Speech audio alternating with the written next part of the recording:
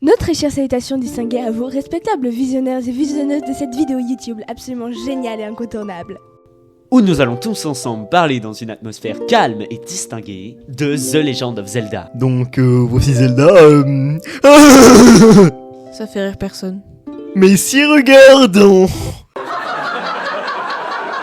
Préenregistré ça, connard! Comme vous avez pu le voir au titre et à la miniature, Sauf si vous êtes aveugle, vous pouvez regarder la vidéo sur PS2. on se retrouve aujourd'hui pour un format complètement différent. Le concept de cette série de vidéos est de résumer le lore d'un jeu en une seule vidéo, dans la mesure du possible, la vidéo traitant de sujets plus complexes pour être séparée en plusieurs parties, et de manière humoristique.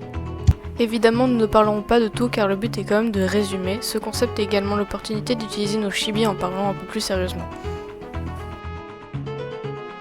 Aujourd'hui, nous allons commencer par le lore de la série The Legend of Zelda. Nous allons commencer par une introduction à la série. Le premier jeu de la licence est sorti en 1986. C'est une série de jeux d'action-d'aventure avec quelques énigmes. La licence appartient à Nintendo et créée par Shigeru Miyamoto et Eiji Aonuma. On s'en fout! Ok, c'est bon, on passe à la suite. Et moi, je peux venir ou pas? Oh toi ta gueule! La timeline de l'univers de Zelda est très simple. En fait, non. Bon, dans cette vidéo, nous n'allons pas expliquer pourquoi tel jeu est placé à tel endroit dans la timeline car ce serait trop long. Si vous êtes le genre de personnes qui disent que la timeline c'est du fanservice et qu'elle a été inventée par Hyrule Historia, je vous envoie vers la vidéo du capitaine Hype sur ce sujet. La vidéo fait 1h30, c'est pour ça qu'on n'en parle pas. Alors nous allons déjà vous introduire la timeline, nous expliquerons les événements dans la prochaine partie. La timeline commence avec la création du ciel et de la terre par les trois grandes déesses, ce qui crée Hylia. Puis vient l'ère Sheikah et l'ère des sombres intrus et l'ère de la déesse. Vient ensuite l'ère céleste avec Skyward Sword. Ensuite vient la création d'Hyrule, l'ère de la prospérité et l'ère de la force avec The Minish Cap et Force World. Vient ensuite l'ère du héros du temps avec Ocarina of Time, ce fils des putes. C'est là que ça devient compliqué car Ocarina of Time divise la timeline en trois. La défaite du héros du temps, la victoire du héros en tant qu'enfant et en tant qu'adulte. La timeline de la défaite qui commence avec le déclin d'Hyrule et le dernier héros avec la période de l'ombre et la lumière. Avec A Link to the Past, Oracle of Season Ages et Link's Awakening. Vient ensuite l'âge d'or avec Link's Between Worlds et l'ère du déclin avec The Legend of Zelda et Link's Adventure. Nous en avons fini avec la timeline de la défaite. Maintenant la timeline de l'enfance. Elle commence avec le monde de l'ombre et la descendance du héros, puis arrive Majora's Mask. Meilleur jeu de la série. Ta gueule! Ensuite vient l'ère du crépuscule avec Twilight Princess. Et enfin, l'ère de l'ombre avec Force World's Adventures. Vient enfin la timeline de l'adulte avec le héros du vent, le nouveau monde et l'ère sans héros. Vient ensuite l'ère océanique avec Wind Waker, puis l'ère des grands voyages avec Phantom Hourglass. Vient enfin l'ère du renouveau d'Hyrule avec Spirit Tracks. Et la timeline s'arrête ici. Rémi, Quoi? on en fait quoi de Breath of the Wild? Ton gros crâne là! Bon, c'est pas si compliqué, vous inquiétez pas. Bon, vous voyez la timeline qu'on vient vous présenter? Bah c'est en dehors. Cherchez pas à comprendre, c'est une prise de liberté des développeurs pour avoir moins de contraintes scénaristiques. Ouais, enfin normalement une facilité scénaristique c'est censé simplifier. C'est confirmé après plusieurs années de théorisation pour son emplacement. Donc dans cette branche de la timeline, les événements ont été écrits par nous et ne sont donc pas officiels. Donc la timeline commence comme l'autre avec la création du monde par les déesses. Vient ensuite l'ère des Sonao et la guerre du Sceau avec les souvenirs de Teotihuacan. Vient ensuite l'ère Sheikah, puis leur disparition entre guillemets. Ensuite l'ère du Fléau et 100 ans plus tard Breath of the Wild. Puis enfin l'ère des îles célestes avec leur apparition dans Teotihuacan. Cette fois-ci c'est fini. Donc encore merci Ocarina of Time pour tes branches multiples. Au début, il y avait rien, et vu qu'il y avait rien, bah il s'est rien passé. Au début, il n'y avait rien, puis un jour, 3 déesses arrivèrent, Din, Faror et Nahru. Din, déesse de la force, créa la terre, Faror, déesse du courage, créa la vie, et Nahru, déesse de la sagesse, créa les lois de l'univers. Partant, elles laissèrent la Triforce, un triangle doré composé de 3 plus petits triangles représentant le pouvoir de chaque déesse et permettant d'exaucer un vœu de la personne qui la possède. Ouais, moi je veux 1 million d'abonnés. Tant que son âme est pure. Oh. Ayant la flemme de garder ce qu'elles avaient créé, elles donnèrent le sale boulot à une déesse moins puissante, ou ils la créèrent pour l'occasion, c'est pas très clair, la déesse Hylia, pour l'aider à surveiller la Triforce, la déesse désigna un peuple, les Sheikah. Les Sheikahs sont un peuple maîtrisant la magie et avancé technologiquement. Ils sont reconnaissables par leurs cheveux blancs, leurs oreilles pointues et leurs yeux rouges. Le signe de leur clan est un œil, souvent rouge, représenté avec une larme, pouvant dire qu'ils ne sont pas satisfaits de leur rôle, et surmonté de 3 triangles.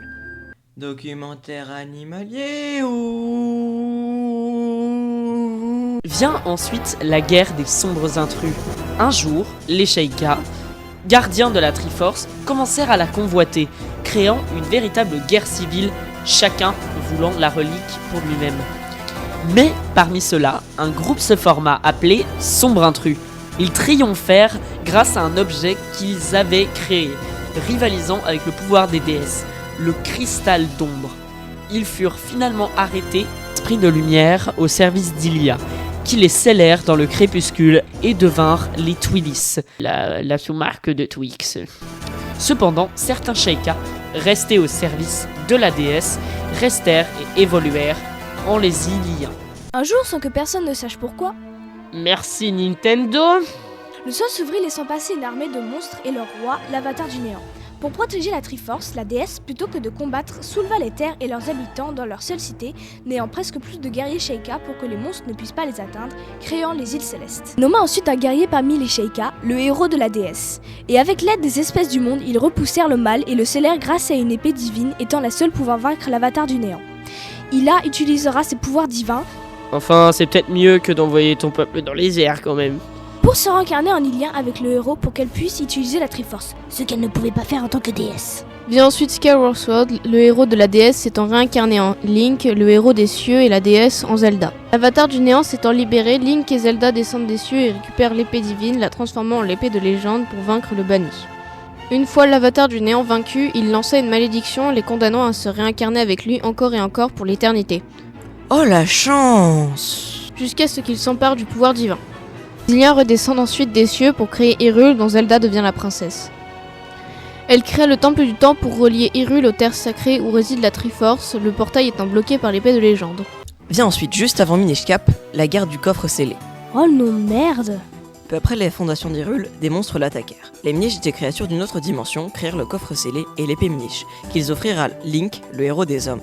Ils offrirent également le morceau de la Triforce, celui de la Force. Grâce à ces objets, ils réussirent à vaincre les monstres en les enfermant dans le coffre. À la suite de ces événements, tous les 100 ans, un portail entre les deux mondes s'ouvre et un tournoi est organisé, le vainqueur pouvant toucher les artefacts Minish. Vient ensuite Minish Cap avec l'ère de la Force, où Vahati, un Minish ayant pris forme humaine, gagne le tournoi et peut toucher le coffre, mais l'ouvre libérant les monstres sur le royaume. Le maître de Vahati ayant été transformé en chapeau, Comme dans Mario Odyssey! à la suite d'une trahison, va aider Link, le héros des Minish, à le vaincre avec l'épée Minish, qui deviendra l'épée de 4 au fil du jeu. On ne sait pas pourquoi. Après avoir vaincu Vahati, il le scellère dans l'épée de 4. Vient ensuite, toujours dans l'ère de la force, Force World, où Vahati se libère de son sceau et enlève Zelda. Link, le héros de 4, récupérera l'épée et se divisera en 4. C'est pour ça qu'elle s'appelle l'épée de 4 et que Link est le héros de 4. Et ira combattre Vahati pour le sceller de nouveau dans l'épée de 4. Vient ensuite l'ère du héros du temps, qui commence par la guerre d'unification d'Hyrule. Le royaume d'Hyrule était composé de 6 peuples, les Iliens, les Sheikah, qui étaient au service de la descendance de la déesse Ilia, donc la famille royale, les Zora, les Gorons, les Kokiri et les Gerudo. Les Iliens, Zora et Goron étaient alliés, les Kokiri étaient neutres et les Gerudo étaient à l'écart. Un homme ne naissant seulement une fois tous les 100 ans, Gerudo allant chercher un mari chez les Iliens. Un jour, certains Sheikah en ont eu marre et sont partis s'allier aux Gerudo et commencèrent une guerre contre la famille royale. Les Iliens, ayant plus d'alliés et étant plus nombreux, ils gagnèrent la guerre après une longue bataille sanglante et réunifièrent Hyrule. Pendant la guerre, un homme est né chez les Gerudo et devint donc leur roi. Super sexiste comme règle. Mais non! C'est Ganondorf. Malheureusement, il s'avère que le roi des Gerudo soit en réalité la réincarnation de l'avatar du néant, qui convoitera, une fois adulte, le nouveau Hyrule, réunifié et la Triforce. Pendant ce temps, une femme avait confié son enfant dont le père était mort au combat à l'arbre Mojo dans la forêt Kokiri, la forêt étant neutre dans ce conflit. Cet enfant grandira parmi les Kokiri pour devenir Link, le héros du temps. Link partira en quête récupérer l'épée de légende une fois qu'il est enfin capable de la sortir de son piédestal. Il est envoyé dans les terres sacrées dans le temple de la lumière pendant 7 ans car il est trop jeune pour la porter. Ouais, et pendant qu'il dormait, il y avait ce vieux là qui le regardait bizarre. Cependant, il ouvre aussi le portail vers les terres sacrées où réside la Triforce. Ganondorf traverse alors ce portail et s'empare de la Triforce. Son cœur n'étant pas pur, Il n'eut pas 1 million d'abonnés. La Triforce se divise en 3 et Ganondorf obtient la partie qui lui correspond, donc la force, la sagesse allant à Zelda et le courage à Link. Ganondorf voudra ensuite s'emparer de la Triforce et prendre le contrôle du royaume d'Hyrule en l'absence de Link qui a fait la sieste. Après ses 7 ans, Link se réveille maintenant adulte et part vaincre Ganondorf, aidé par Zelda déguisée en Sheik, et par 6 sages qu'il libère au fil de son aventure. Après un combat contre le mal, Ganondorf utilisera un morceau de sa Triforce pour se transformer en Ganon. Après l'avoir enfin vaincu, Link libère Hyrule et revient 7 ans en arrière grâce à Zelda pour pouvoir vivre la vie qu'il a perdue et devenir riche grâce aux chiffres du loto. Dans la timeline de l'adulte, le royaume est reconstruit. Vient ensuite l'ère sans héros. Pendant cette époque, Ganondorf réapparaît, mais n'ayant pas de héros pour le combattre, les Iliens furent obligés d'en appeler au pouvoir de la Triforce en inondant le royaume, en scellant Ganondorf au passage. Y avait pas une meilleure solution ? Vient ensuite l'ère de la Grande Mer, sur une petite île où se perpétue la légende du héros, né Link, le héros des vents. Zelda, quant à elle, naît au milieu d'un groupe de pirates et est surnommée Tetra. Oh, elle est née au milieu des pauvres! Tétraplégique! Alors que Ganondorf réussit à atteindre la surface, il kidnappe ensuite toutes les Iliennes, dont la sœur de Link, espérant trouver Tetra. Le héros, accompagné du Lion Rouge, qui s'avéra être le roi d'Hyrule transformé en bateau, repousseront Ganondorf jusqu'à l'ancien royaume et le provoqueront dans un ultime combat pour au final inonder définitivement Hyrule avec Ganondorf et le roi. Vient ensuite l'ère du grand voyage, où les mêmes Link et Terra voyageront vers un nouveau continent pour fonder le nouveau royaume d'Hyrule. Vient enfin l'ère de la renaissance d'Hyrule où la technologie ferroviaire s'est grandement développée. Link, héros des trains, vaincra le démon Malard, possiblement une nouvelle réincarnation de l'avatar du néant pour protéger le royaume. J'espère qu'il sera pas en retard. Le héros en direction de Nick ta mère Malard aura un retard de 5 donjons. Fait chier! Revenons maintenant à Ocarina of Time et penchons-nous sur le Link revenu dans le passé.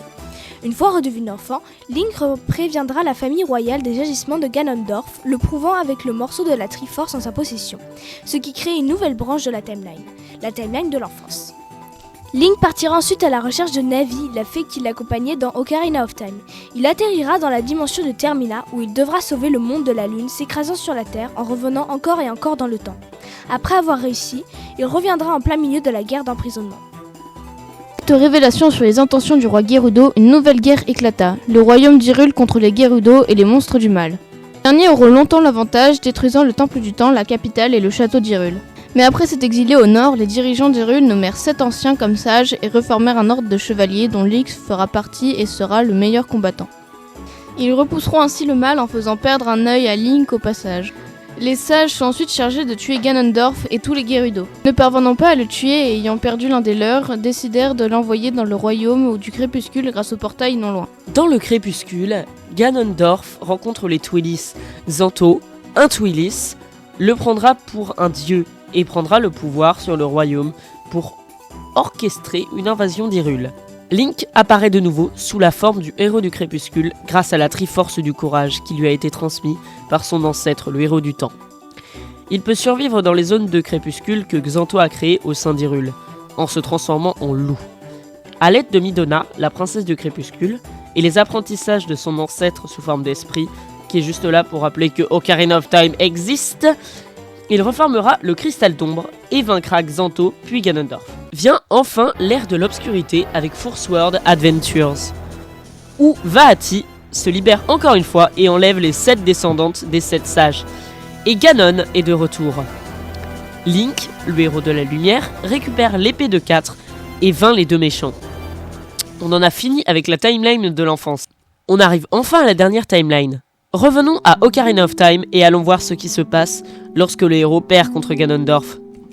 Oui, une mort de Link et Ganon, ça n'a aucun sens, cherchez pas à comprendre. Les Iliens prennent le dessus sur les Gerudo et le mal se réfugie dans les terres d'or où les sages les enferment, devenant le monde des ténébreux. Vient ensuite A Link to the Past avec l'ère de la lumière et de l'ombre et avec le dernier des héros. Du coup, c'est fini, après il n'y a plus de héros? Bah si, Bah pourquoi c'est le dernier? t'inquiète.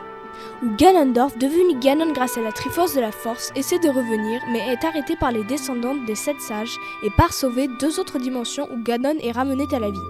Il fera ensuite un rêve à cause du poisson rêve dans Link's Awakening. Vient ensuite l'ère d'or avec Link's Between Worlds où Hilda, la princesse de l'Horule, une dimension parallèle en miroir d'Hyrule, tente de voler la Triforce de Link pour remplacer la sienne qui fut perdue pour empêcher le mal de s'en emparer. Le mage d'Hilda Yuga décidera de ramener Ganon à la vie et de fusionner avec lui.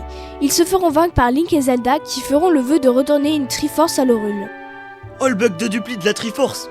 Pendant ce temps, dans Hyrule, le Triforce devient un outil de la famille royale. Hyrule est alors dans son âge d'or, mais pas pour longtemps. Le roi mourant et son fils ne réussissent pas à récupérer la Triforce. Et ensuite l'ère du déclin avec le héros d'Hyrule qui combattra Ganon, qui prendra le contrôle d'Hyrule possédant la Triforce de la Force. Celle du courage étant perdue et celle de la sagesse étant répartie à travers le royaume. Il réunira la Triforce de la sagesse et vaincra Ganon. Dans Adventure of Link, le prince d'Hyrule cherche toujours à rassembler la Triforce, mais seule sa sœur Zelda connaît son emplacement. Mais elle refuse de lui révéler, alors il la jette dans un maléfice qui l'endort pour l'éternité et fuit. Link ira alors chercher le morceau lui-même et réveillera Zelda. Enfin! Rémi Oui? et Breath of the Wild. Ah! Je déteste ma vie! Bon, la timeline commence avec les créations du monde. N'ayant pas plus de détails, je vais considérer que ça s'est passé comme dans le timeline, donc les déesses, blablabla. Vient ensuite l'ère des Sonao. Les Sonao sont une espèce moins évoluée mais plus puissante que les Iliens. Ce peuple créa 7 pierres occultes, une pour chaque sage. Les pierres occultes étaient des artefacts qui augmentent la puissance de son porteur. Le roi Raoru, aidé de la reine Sonia, fondèrent le royaume d'Hyrule. Vient ensuite la guerre du Sceau, où le roi Gerudo Ganondorf tue la reine Sonia et vole sa pierre occulte. Oh, mais qu'est-ce qu'ils m'ont fait? Pour se transformer en roi démon, encore une petite fois. Raoru, aidé des sages, le combattra mais périra en le scellant sous le château. Vient ensuite, plus tard, l'ère Sheikah, où les Sheikah construisent des tas d'objets et d'armes pour protéger le royaume du fléau Ganon, qui fut scellé 10 000 ans. Les Sheikah se replièrent dans le village Cocorico et abandonnèrent leur connaissance sous les ordres du roi qui avait peur de leur puissance, d'où leur, entre guillemets, disparition. Ensuite, l'ère du fléau. Hyrule Warrior, l'ère du fléau? TG! Où après s'être fait vaincre par les armes Sheikah, le fléau, en réapparaissant encore, prend le contrôle des gardiens et des créatures divines qu'il avait vaincus. Il prend le contrôle du royaume et tue tous les prodiges, qui s'occupaient des créatures divines, et le héros qui sera placé dans le sanctuaire de la Renaissance. Lorsqu'il se réveillera, il sera guidé par la voix de Zelda et par le fantôme du roi d'Hyrule. Il libérera les créatures divines, ou pas, pour combattre Ganon et sauver Zelda, qui le maintenait prisonnier en l'attendant. Puis ensuite, Teoteka, où Link et Zelda vont explorer les sous-sols du château et trouver la momie de Ganondorf qui va se réveiller après une sieste de 10 000 ans. Il laisse tomber la pierre occulte du bras de Raoru qui enverra Zelda dans le passé. Link se réveillera et ira récupérer les 6 pierres occultes, réparer l'épée de légende qui avait été brisée par Ganondorf, puis restaurée par Zelda. Il vaincra Ganondorf qui se transformera en dragon, tout comme Zelda, après avoir mangé une pierre. Un peu con, non? Link à vaincre Ganondorf, Encore, putain. redeviendra humaine grâce au pouvoir du scénario. Et on en a enfin fini pour l'histoire. Rémi? Quoi? Entre le moment où t'as écrit la vidéo et le temps que je fasse le montage, il y a eu un nouveau Zelda, tu sais, Echoes of Wisdom. Tuez-moi. Bon, déjà l'histoire, ça me paraît évident, mais attention spoiler. On l'a pas dit pour les autres parce qu'ils sont relativement vieux. Même si d'ici qu'ils sortent la vidéo, le jeu sera sorti il y a 50 ans. Il y a longtemps, avant la création du monde, il n'y avait rien. Il n'y avait quelqu'un, enfin quelque chose... Bon, t'as compris, il y avait un truc qui s'appelait Nil, et qui fait spawn kill, et du coup les 3 déesses, bah elles sont pas contentes, et pour le sceller, elles créent la terre autour de lui, mais vu que c'est des génies, elles ont aussi mis des gens sur la terre. Et du coup, bah lui, il a créé des failles pour faire revenir le monde dans le néant. Pour l'en empêcher, les déesses, elles délèguent le travail, comme d'habitude, mais cette fois-ci, à des Lumas, des Tri, qui sont chargés de refermer les failles. Ensuite, je sais pas combien de temps plus tard, Zelda se fait enlever par Ganon et se fait sauver par Link. Mais après l'avoir vaincu, il se fait absorber par la faille, créée par la mort de Ganon. Ensuite, Zelda s'échappe et rencontre Tri, qui lui permet de créer des échos. Après avoir sauvé toutes les régions des failles et en libérant les camarades de Tri, et après avoir récupéré les reliques de la déesse Nihil, créée par Echo de Zelda, pour récupérer la Triforce, enfin Zelda tue Nihil de Link et récupère la Triforce. Maintenant qu'on en a fini avec l'histoire, il faut lui trouver une place dans la timeline. Procédons par élimination. Non, je rigole, il y a Ganon donc c'est dans la timeline de la défaite. Après, où? Là, on va pouvoir faire par élimination. Déjà, avant The Legend of Zelda et Adventure of Link, parce que Hyrule n'est pas basé sur la Triforce. Il semble même pas connaître son existence. C'est pour ça que je le placerai A Link Between the World et Triforce Hero. Ensuite, le monde est très similaire à celui de A Link to the Past, mais un peu plus délabré, donc je le mettrai après. Il doit quand même s'être passé un certain temps, donc je mettrai aussi après Oracle et Season of Age. Donc maintenant, avant ou après Link's Awakening? Bah plutôt après, si le Link de Link's Awakening est le même que A Link to the Past, car Zelda ne le connaît pas dans Echoes of the Wisdom. Sinon, il y a la théorie de Trash qui dit que le jeu sera au début de la timeline, parce que Hyrule n'est pas encore réunifié, et les gens ils savent pas ce que c'est la Triforce. J'aime bien cette théorie, mais que fout Ganon ici? Dans les vidéos ils disent que c'est l'incarnation de la menace future, enfin ça n'a aucun sens. Pourquoi Neil pourrait créer un écho d'un truc qui existe même pas encore? Et puis, en plus il existe que dans une seule timeline. Bon voilà, là on en a enfin vraiment fini. Maintenant place aux théories, même si pour moi elles sont faites depuis très longtemps du coup. Le premier Link. La partie était censée se faire en impro, mais vu qu'on bégayait trop, j'ai dû écrire le script à la dernière minute. Alors vous demandez-vous peut-être pourquoi parler du premier Link, puisque le premier Link est le Link de Skyward Sword. Et à ça je vous répondrai que non, car lorsque Zelda confie le parachal à Link, un shell qui sert de parachute, Daddy, on raconte que le parachal était un artefact offert à l'élu de la déesse. De plus, lors du combat contre l'avatar du néant, la déesse Ilia désigne un héros. Plusieurs hypothèses sont possibles quant à l'identité du premier Link. Cependant, je ne vais vous présenter que celle à laquelle j'adhère.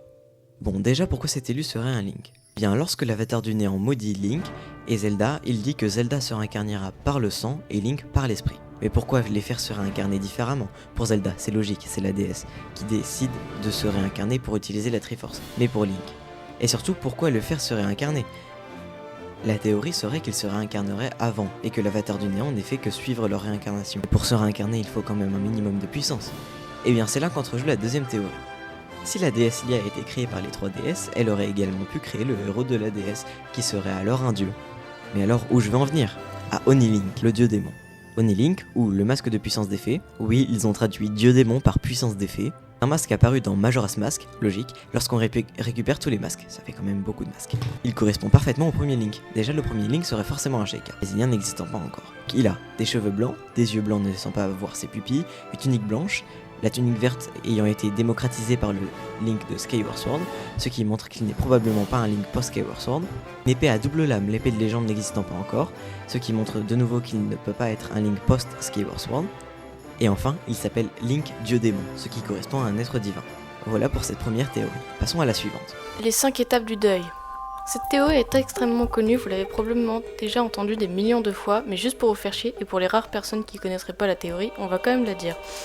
Cette théorie prend place dans Majora's Mask. Elle dit que les 5 zones du jeu correspondent aux 5 étapes du deuil déterminées par la psychiatre Elizabeth Kubler-Ross.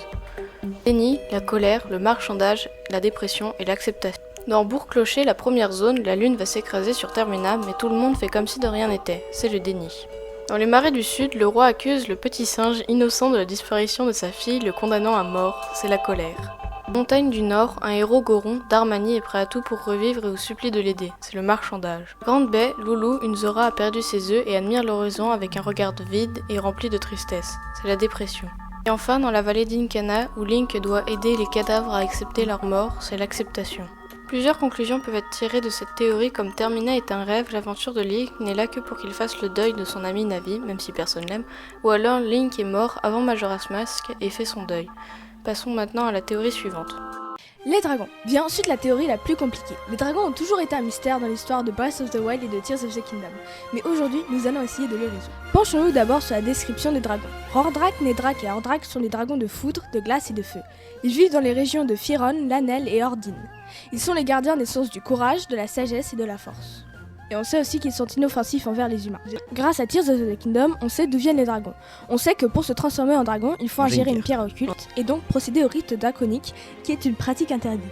Pour en savoir plus, allez sur mangerbouger.fr. Non, je deck!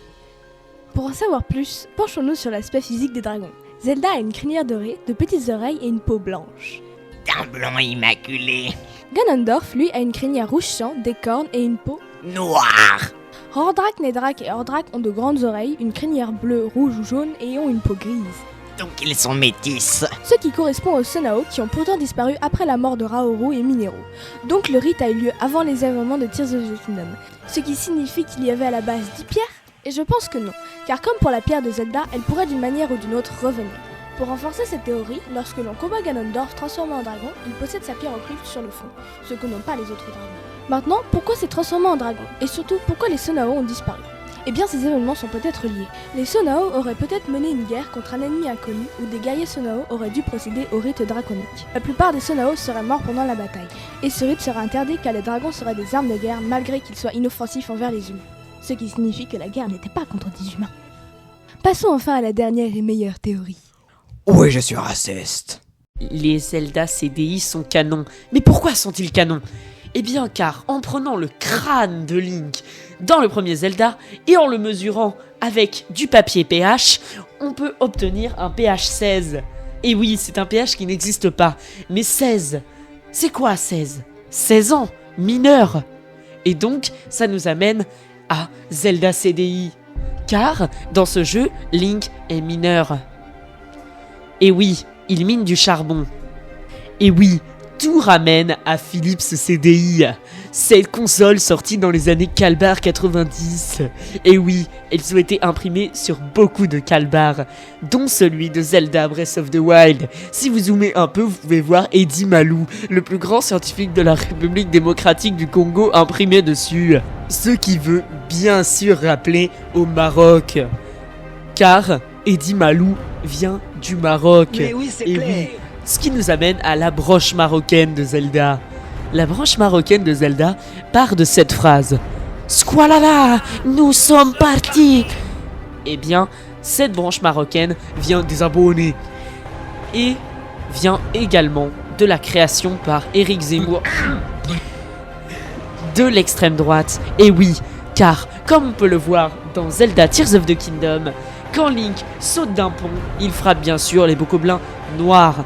Donc Link vote extrême droite. Mais également, cela vient à la dernière théorie. Zelda mange du caca. Mais pourquoi Zelda mangerait du caca? Eh bien parce que les miasmes sont le caca de Ganon. Et quand elle tombe dedans, elle les mange. Et intrinsèquement, elle mange du caca. Et oui. Tout ça nous ramène donc au jeu Philips CDI. Car les jeux Philips CDI sont du caca. Et oui, est-ce que cela voudrait dire que ces jeux sont des miasmes? Peut-être. Je ne sais pas. Est-ce que cela voudrait dire que Ganon a créé les jeux? Est-ce que cela serait canon? Eh bien non. Tout est faux. J'ai tout inventé. Mais en revanche, Link vote l'extrême droite. Car... Non, voilà, pardon. Merci d'avoir suivi cette vidéo. Si le concept vous plaît et si vous en voulez plus, dites-le nous en commentaire. Même si vous voulez pas, on continuera. Les vidéos sortiront entre les recap time, sachant que ces vidéos sont écrites en même temps que les autres et nous ferons donc pas les recap time. La prochaine fois, nous parlerons de Kirby, donc abonnez-vous, likez. Créer une page Wikipédia de notre chaîne. Un Wikifit. Créer des statues grandeur nature de nos chibi et... À bientôt.